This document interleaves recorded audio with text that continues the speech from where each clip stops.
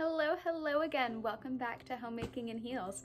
My name is Serenity, and on this channel I love to talk about all things homemaking, femininity, just wifery in general, specifically biblical wifery. So if that is what you're into, go ahead and grab yourself something nice. I am unfortunately mugless, seltzer waterless today. I normally have one of those yummy things with me, but today I'm just going to be chatting with you guys. But let's get into it.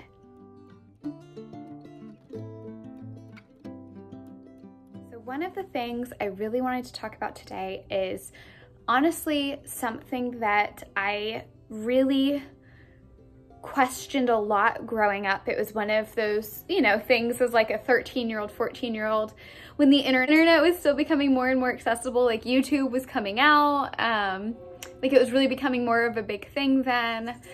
Google was more common, like I'm one of those like early 2000s, 90s kids who grew up in that. I grew up with it, right?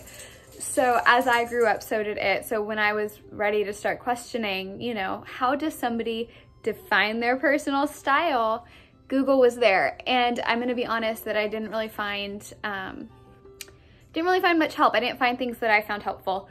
So as you just heard, that is what this video is all about. I'm going to be talking about how to define your personal style and why I think that's important. So I'm just going to jump right in. As you guys know, I have my notes here with me.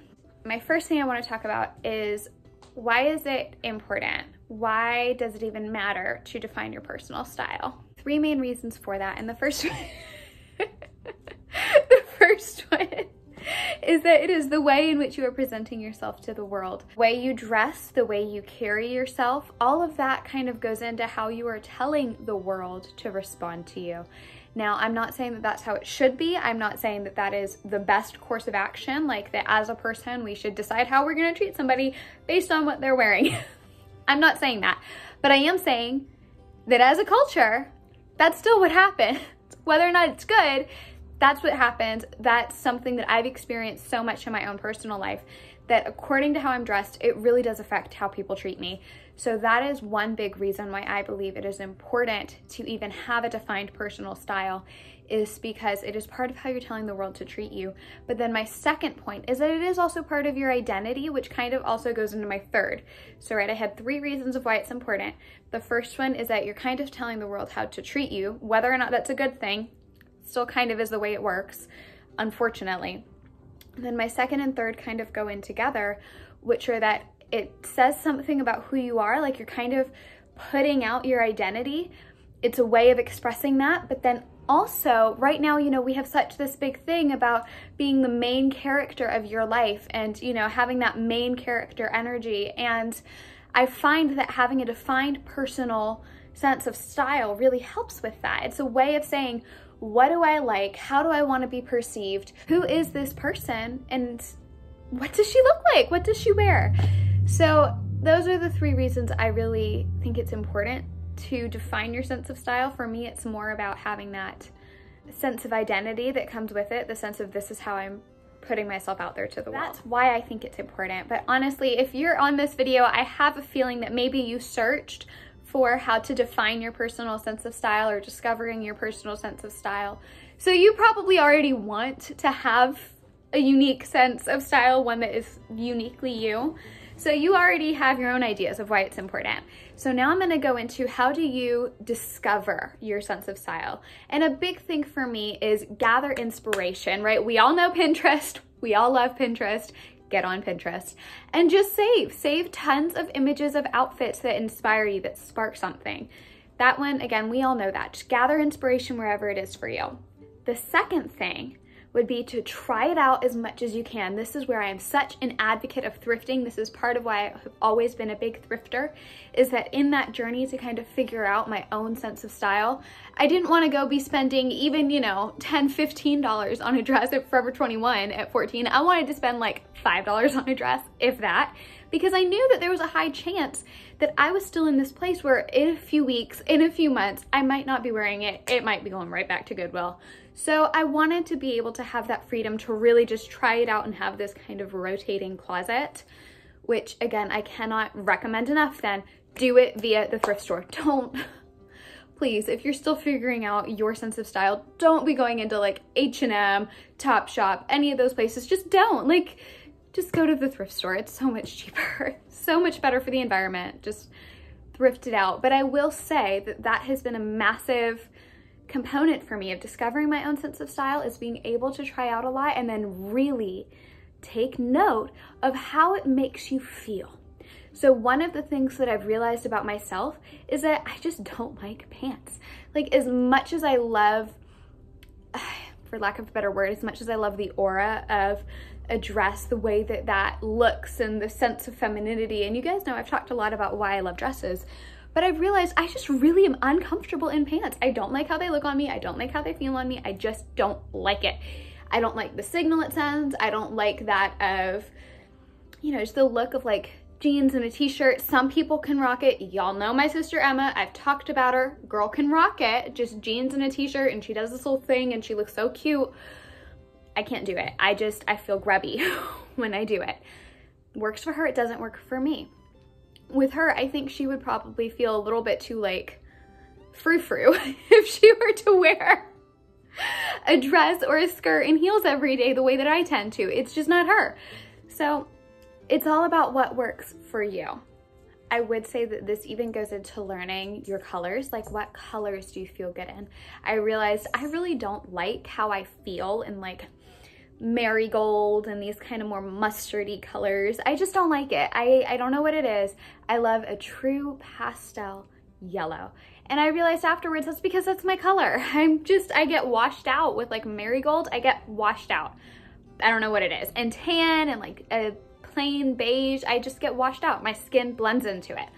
But if I do like a soft pink, I feel very comfortable in it. I feel very confident in it. And before I could even identify, oh, that's because it looks good on me, I just knew I feel good in this.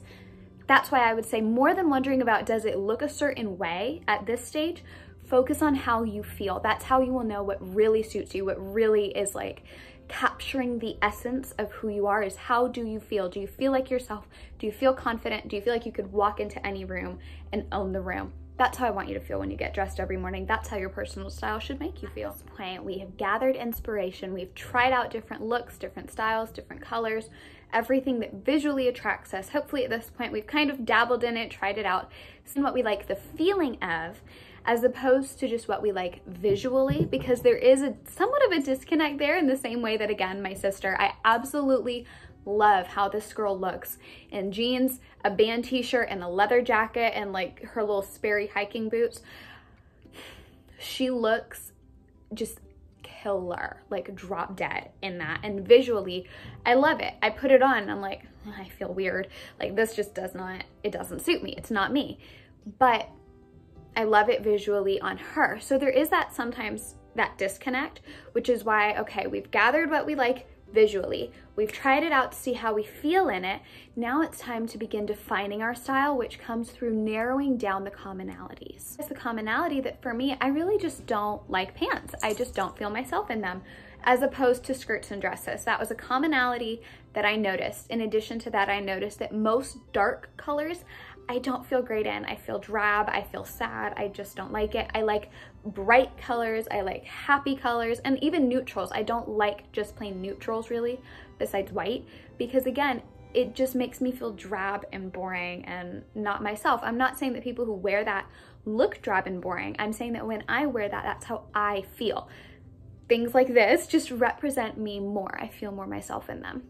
So narrow down those commonalities for you. Maybe you're the exact opposite. Maybe you realize, you know what, I feel the best in like a black pantsuit with a crisp white shirt and sneakers. Great, that's amazing. But just narrow down those commonalities, because then you can start mixing and matching them.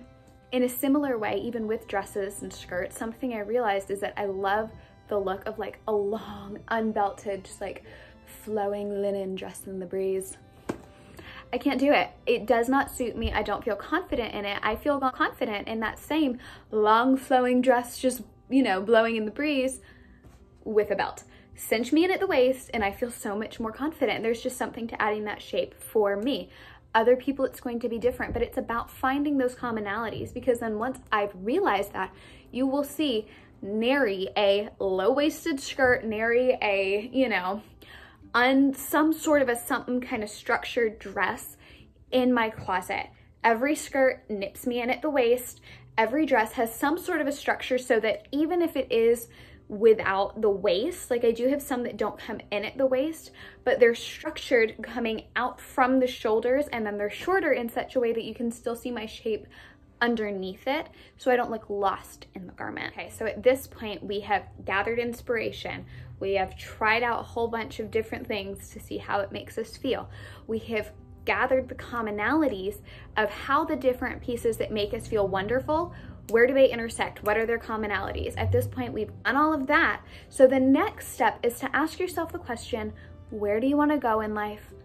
How do you want to be perceived? Then when you realize that, dress for it. Dress for that woman. This is something that you will hear all the time, of dress for the woman that you want to become. But I find that even with that, there's a lot of different ways to dress for each kind of archetype that we might want to become, whether that's mom, whether that's boss babe, whether that's stay-at-home wife, like whatever it is. Obviously there's a million in between there. There's a lot of different ways that you can dress for that within that. So that's where I really feel that the first steps that I mentioned are so important. Once you've narrowed those ones down, ask yourself, where do I want to go in life and how do I want to be perceived? In one of her videos, Cynthia L, who I absolutely just love and respect all of her videos, she's one of my favorite like homemaker YouTubers, but she talked about the importance of the house dress as a housewife and kind of reclaiming that. And that for me was so influential in why I even began wearing so many dresses, which then led me to realizing I seriously just feel so much better in them. It was because she made that comment about kind of reclaiming housewifery, reclaiming all of that through the use of the house dress, which was once such a big thing. With that, I also began to realize I really do want to be a housewife. I really do want to be a homemaker. Now, you guys know I have my little homemaker side hustles. Those are great as long as we don't have kids. Who knows if they'll continue after. They don't detract from the fact that at the end of the day, I work from home, I am a housewife, I am a homemaker. This is what I want to be. This is the path that I see myself on. When people ask me about my career path, that's what I tell them. But with that, I don't want to be like the kind of modern image of that. Society has really painted a picture of housewives and of homemakers in that way. Either you are the like messy bun, scruffy, like beat down, stay at home, like homemaker mom, that deal, or you're the housewife who just only lunches all day and wears all like Chanel, which nothing wrong with, but there has to be a more realistic version in between there, right? And so I realized, okay, I want to be a capable homemaker, I want to be a nurturing wife and friend, I want to be an educated woman of understanding who can mentally keep up with the rigor of my husband's career. So when he comes home and he's talking about it, I want to be able to actually know what he's talking about, hold a conversation with him, and not just be completely illiterate with his field. And in general, I just want to be an educated conversationalist. So I began dressing for that. In addition, I realized, okay, again, I have a bit of a baby face. People usually think I'm between 5 and 7 years younger than I am, sometimes more, sometimes closer to 10. With that, I realized one way that I can kind of garner a little bit more of that respect that we tend to give people who we perceive to be more mature in their age without losing my sense of style and self, which is, you know, very girly, right? The pinky and all of that. I do love all of that stuff. But I realized that by lengthening my hemlines, I can kind of draw that distinction between, okay, I'm not 15 to 16. I am in my mid-20s, you know, I'm not going to be going around in the little booty shorts, the little short skirts. I'll enjoy shorter dresses, but I'm not going to be doing that, which might be perceived as more high school style or even college style. I want to take it to that next level. I challenge you to ask yourself, where do I want to go in life?